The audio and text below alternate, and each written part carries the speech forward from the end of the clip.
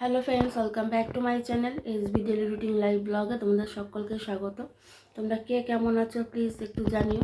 আমিও খুব ভালো আছি, আশা করছি তোমরাও খুব ভালো থাকবে। আর একটু ঠান্ডা ঠান্ডা আবার পড়েছে, সরস্বতী পুজো চলে গেল কিন্তু ঠান্ডাটা আবার পড়েছে। তো এখন চাটা খেয়ে বসে আছি, হালকা একটা চাদর গায়ে দিয়েছি। আর এদিকে এখন বাজে হলো তোমার ঘড়িতে 9টা। তার কাজের দিদি আসবে, তো ও কাজকর্ম করবে। আর এদিকে ছেলে তো শুয়ে আছে, এই দেখো। আর এই দেখো বিছানার উপর সব তুলে দিয়েছি, কারণ ওই গলিটা ঝাড় দিয়ে মোছা হবে ওই জন্য। আর আমার ঘর যেহেতু ছোট, ওই জন্য মানে জায়গাটা খুবই কম, তোমরা জানো।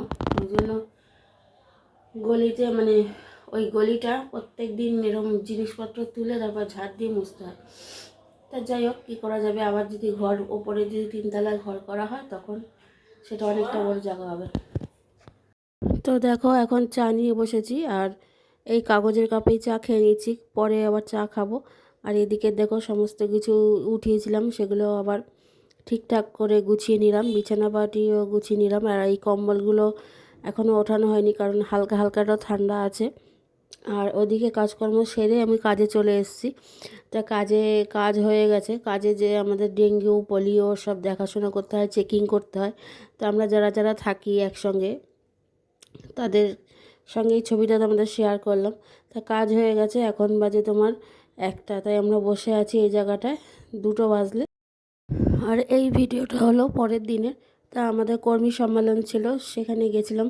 এটা দুপুর 1টার সময় গেছি, রান্না ঠান্না করে গেছি। তা বেশিক্ষণ হয়নি, 4টার মধ্যে আবার বাড়ি চলে এসেছি।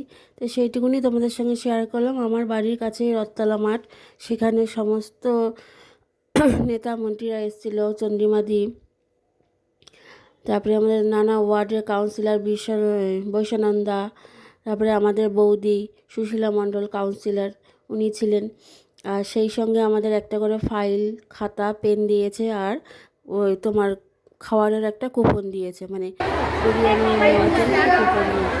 আমাদের মিটিং শেষ হয়েছে, শেষ হওয়ার পরে আমরা আলাদা করে সেই বিরিয়ানি নিয়েছি। আমি তো চিকেন বিরিয়ানি খাই না, ওটা ছেলের জন্য নিয়ে এসেছি। আর ওটা দেখো দেখাচ্ছি। আমাদের এই শাড়িগুলো আমাদের কাটিং করে দেওয়া হয়েছে কার্নিভালের সময়। এটা হলো ড্রেস কোড, গোলাপি আর সাদা রঙের শাড়িগুলো খুব সুন্দর, আমি পরেছি, বেশ ভালো লাগছে। আর আমি জানি তো এই শাড়িটা আজকেই প্রথম করলাম। আমার ছবিটা তোমাদের সঙ্গে শেয়ার করতে ভুলে গেছি। যাই হোক, ওখান থেকে এসে তো জামা কাপড় শাড়ি কাপড় ছেড়ে নিলাম। আর এসেই দেখছি এখানে দেখো বিছনাপাটি কী অবস্থা করে রেখেছে।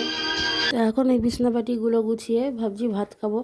তা মাছের ঝোল করে রেখে গেছিলাম, তা অতটা মাছের ঝোলটা একটু আমি চেখে দেখেছি, অতটা স্বাদ হয়নি। তাই ভাবছি ভাত খাবো কি খাবো না। তো ভাত তো খেতেই হবে, যাই হোক, কেন ভাত না খেলে এখন দুপুরবেলা কী খাবো। আর এই যে ওর খাওয়া হয়ে গেছে, দেখো আমি যত ভিডিও করছি আমার ক্যামেরার সামনে এসে দুষ্টুমি শুরু করেছে। আর পরীক্ষা চলছে। আর দেখো ফোন করছে কে, আর ভিডিওতে এখন ভয়েস দিতে এই সময়ই ফোন করছে। খুব অসুবিধা হয়ে যায় এই একটা ফোনে, যেই ফোনে ফোন আসে আবার এটাতেই ভিডিও করি। তাই যাই হোক, দেখো আমার গ্যাস ট্যাস কিন্তু সব মোছা, মানে একদম ঝকঝক পরিষ্কার তকতক করছে। আর আমি রান্না বান্না সব কমপ্লিট, ঘর দুয়ার ঝাড়া পোছা, কাচা ধোয়া, গ্যাস মোছা সব কমপ্লিট হয়ে গেছে। এখন বড়াটা ভাজবো, মুসুর ডালের বড়া পেঁয়াজ দিয়ে।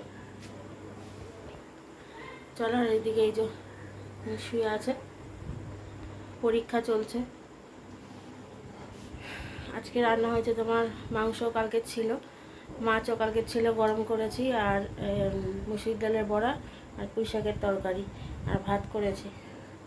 আমি কড়াই বসিয়ে এসেছি, চলো।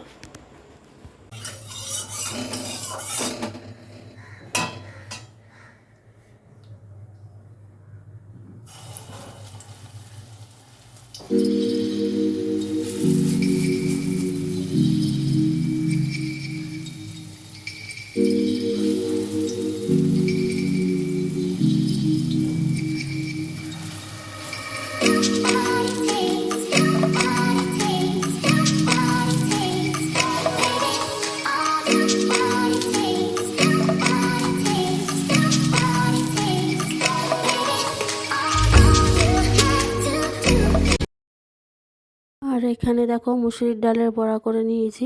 তো মুসুরির ডাল পেঁয়াজ দিয়ে লঙ্কা দিয়ে বড়া করে নিয়েছি। ভাবলাম গরম গরম ভাত ডাল দিয়ে বড়া দিয়ে মাছ দিয়ে খাবো, কিন্তু কপালে যদি খাওয়া না লেগে থাকে স্বয়ং ভগবান এসেও মানে খাওয়াতে পারবে না।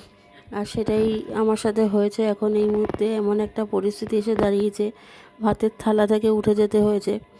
এক গরসও বোধহয় ভাত খাইনি আমি। তো পরিস্থিতি কাকে কখন কোন দিকে নিয়ে যায়, কোন সময় কি হয় কেউ বলতে পারে না।